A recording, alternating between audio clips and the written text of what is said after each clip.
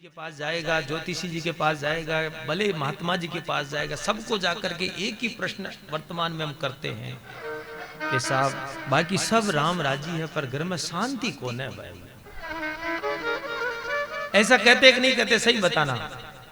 दिनेश जी पारिक खजूरी वाले बैठे हैं पीछे, बोलो बोलते हो कि नहीं बोलते हो? तुम्हारी वो जंजाल क्यों आवे भाई?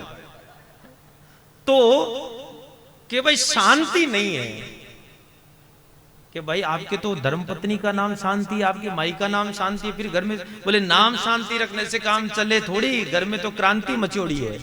नाम शांति रखने से कुछ होगा? जीवन का उद्देश्य क्या कि परम शांति। जब तक जीवन में शांति नहीं आएगी तब तक आपको भगवत प्राप्ति का मार्ग प्रशस्त होगा ही नहीं, तब तक होगा ही नहीं। अब शांति कैसे? शांति के भी यहां अलग अलग प्रारूप हैं, शांति के भी अलग अलग प्रारूप हैं। किसी को तो भागदौड़ से शांति चाहिए, किसी को जीवन में बिल्कुल शांत व्यवस्थित जीवन चाहिए।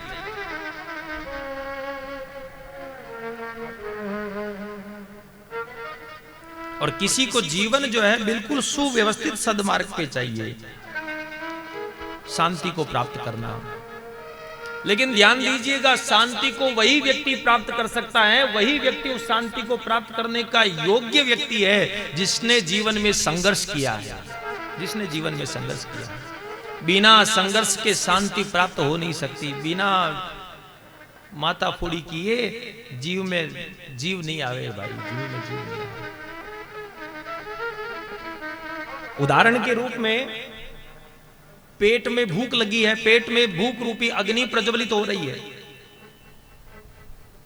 और उस अग्नि को भले आप पानी पी लीजिए, चाहे कुछ भी कर लीजिए, लेकिन जब तक आप उस अग्नि में अन्न नहीं पधराएंगे तब तक आपके पेट की अग्नि को शांति नहीं मिलेगी। मिलेगी क्या? नाश्ता भले चाहे आप 50 आइटम पा लीजिए, लेकिन जो स्वाद और जो सुख अन्न में है वो और किसी में नहीं है भैया, हो तो बता दीजिए। उसी प्रकार से भैया जाए दुनिया के कितने ही प्रपंच कर लीजिए, कितने ही प्रपंच कर लीजिए, लेकिन जो सुख भगवत भजन में है वो सुख दुनिया के किसी और संसाधनों में नहीं है, और संसाधनों में नहीं है। अब शांति अन्न का बोल तो दिया कि भाई अन्न से शांति मिलेगी, अन्न से शांति मिलेगी, लेकिन अन्न को पेट में पहुंचाने के लिए कितना संघर्ष करना पड़ेगा।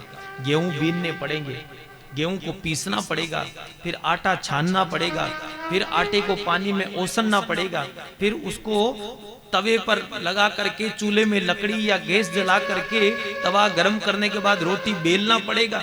रोटी बेल करके उसको अच्छे से सेक करके फिर उसमें घी लगा करके फिर ठाकुर को भोग लगा करके फिर पाएंगे। तब जैसे ही वह पहला निवाला मुख में जाएगा, मुख बोलेगा आ हा क्या शांति मिली है कि नहीं? अब जिसको रोटी बनाना नहीं आता उसको पूछो कि शांति क्या होती है। जिसको रोटी बनाना नहीं आता उसकी पत्नी अगर एक दिन भी पीहर चली जाए तो उसकी हालत खराब हो जाती है। पहले से बोलेगा कि तू तो 2 दिन की बना के रख जा, मैं कैसे भी काम चला लूंगा।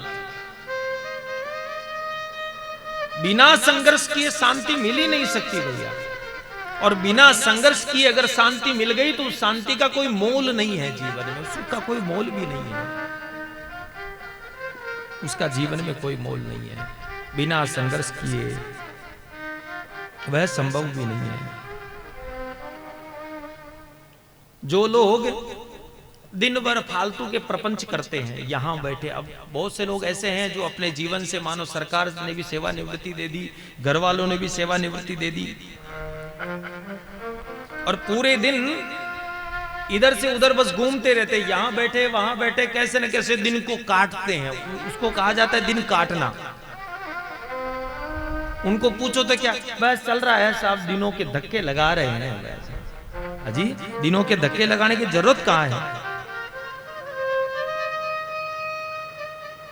सुबह उठ करके ना धो करके खाली 1-2 चक्कर बार बार आवे, बस स्टैंड पे आवे, पग में जैसे भौरी लगी हो, आवे एक होटल पे बैठे चाय पी, उसके साथ बैठे फिर वहां बीड़ी पी, फिर उसके साथ बैठे, फिर गए, फिर रोटी खाई, फिर आए, दिन भर घूमते रहे, और शाम को जाकर के उनको नींद भी नहीं आएगी। क्यों?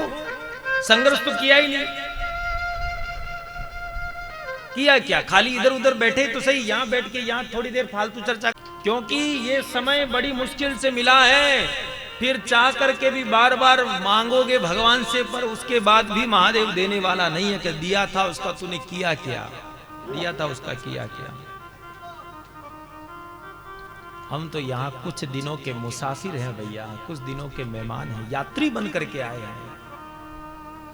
7 ही दिन में जगह खाली करके जाना है, मुसाफिर बन के आए हैं। और कहां तक बचे रहेंगे? एक लक्ष्य बनाओ, जीवन का एक लक्ष्य। अगर जीवन में शांति चाहिए तो एक लक्ष्य बनाओ। और लक्ष्य क्या? कि उस भगवान तक हम पहुंचेंगे कैसे? उससे एक बार मुलाकात हो जाए, बस एक बार उससे मुलाकात हो जाए।